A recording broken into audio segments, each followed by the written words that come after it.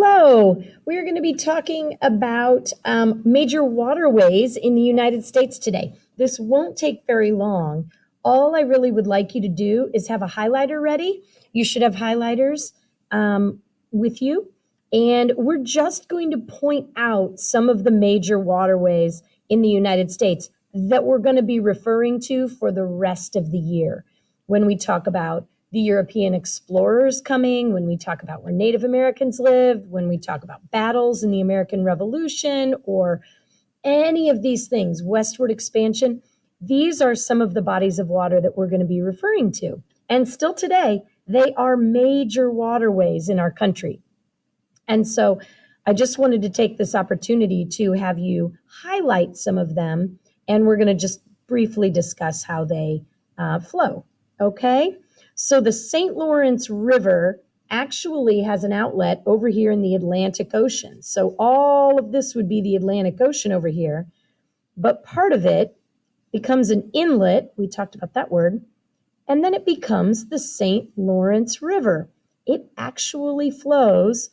It flowed till about here, and then humans actually cut the land to make it flow here into the Great Lakes, so that they could bring ships with goods in and let them go all the way into the Great Lakes and actually all the way around to Chicago and Indiana. You can actually bring ships from the ocean right in through the Great Lakes because humans cut through that land years and years ago. So the St. Lawrence River is a really important seaway. And actually, when the European explorers, especially the French, were coming over to explore, they thought this might be a special passageway all the way through the continent. And they were very hopeful, and then they hit land. So they had to turn around. But eventually that land got cut. And now this is all connected.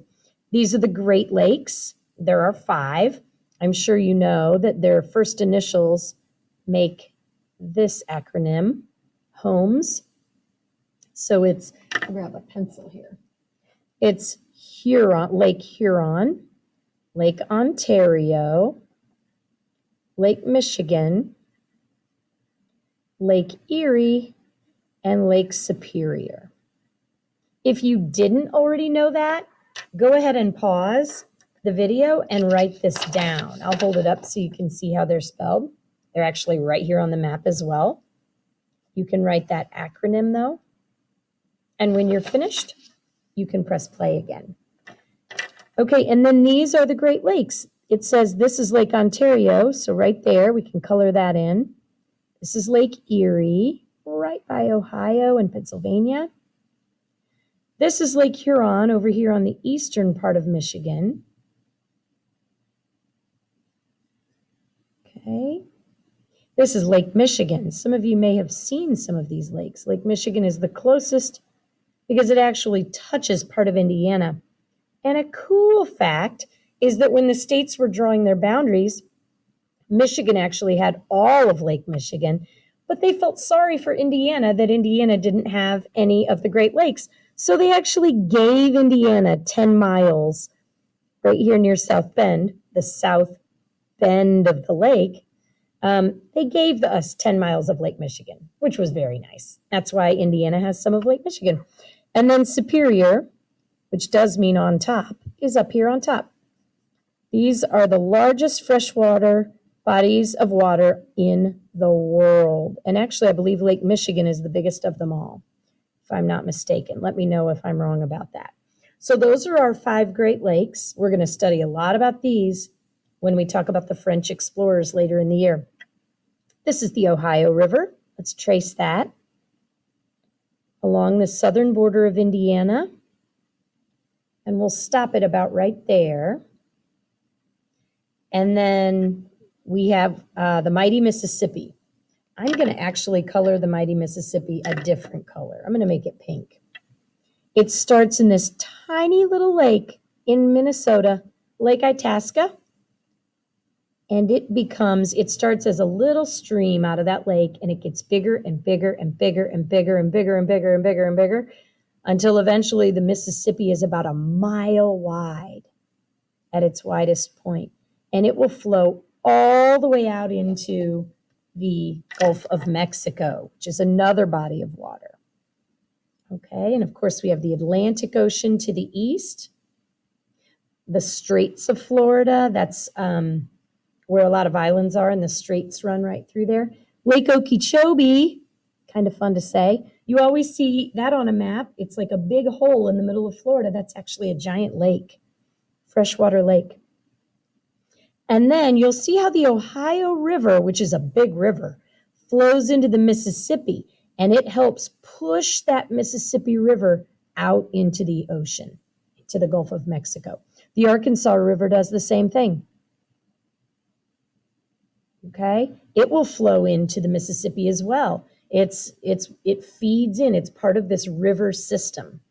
The Missouri is a huge river, and it right here, the Missouri comes all the way through like this.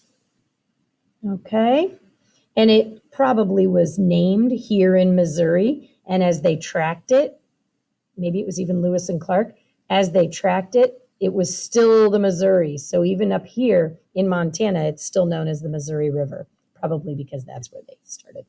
So the Missouri also flows and helps push the Mississippi River down into the Gulf of Mexico. There are hundreds, if not thousands, of smaller rivers and streams that also feed into this biggest river system in our whole country. This is known as the Mississippi River System. And all of those smaller rivers and streams and lakes that feed in are known as tributaries. These are too. Okay. And then the Rio Grande, or the Rio Grande, that's Spanish for big river. That runs down along Texas and serves as part of the Texas-Mexico border. Okay. There's Mexico, of course, part of North America. It's right here where we're talking about on the big map. Okay. And then we also have the Columbia River, which is a major river in the northwest of the United States. It comes actually out of Canada and flows out into the Pacific Ocean. This is known as Puget Sound. It's a little area of the ocean that kind of tucks in among a bunch of small islands right there. This is the Great Salt Lake. Isn't that weird to hear a lake be called salty? That's because millions and millions of years ago, there used to be an ocean over this part of our country, but it isn't an ocean anymore. But the water that remained is still very salty. And it's like all of the salt from the whole ocean dried up into this lake and made it very, very salty. You can actually find fossils from sea creatures from millions of years ago embedded in the soil in what is now desert. It's very fascinating. Okay, and then the Colorado River. This is the one that runs through the Grand Canyon. It's actually the one that formed the Grand Canyon. So if you've ever been there, you have seen the Colorado River. And there's a lake right here that's so beautiful, right by Arizona and Utah, in Arizona and Utah, called Lake Powell. And it's like a little blue jewel of a lake right in the middle of this whole desert. The Colorado River is very mighty. And then we have the Colorado River flows out and into the Gulf of California here.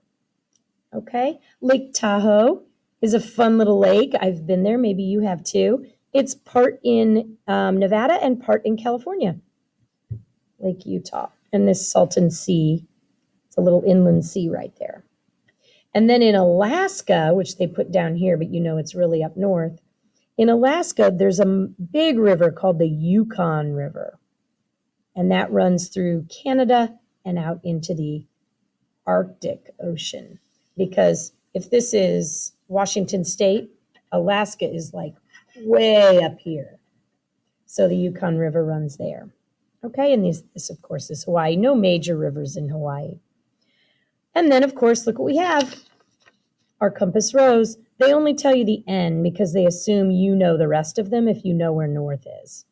We would know that that's east, south, and west for our cardinal directions. Oh, I also forgot The Lake of the Woods, this is a lake that's on the Canadian, see that dark international border? That's a lake that's on the border between Canada and the United States. So you don't have to have these memorized, but just know that these are many of, oh, I forgot a Gulf.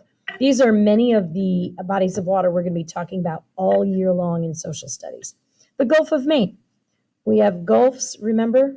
Big inlets surrounded by land on three sides. That's the Gulf of Mexico, because there's Mexico. This is the Gulf of Maine, because here's Maine. Kind of tucks it in right there. Okay?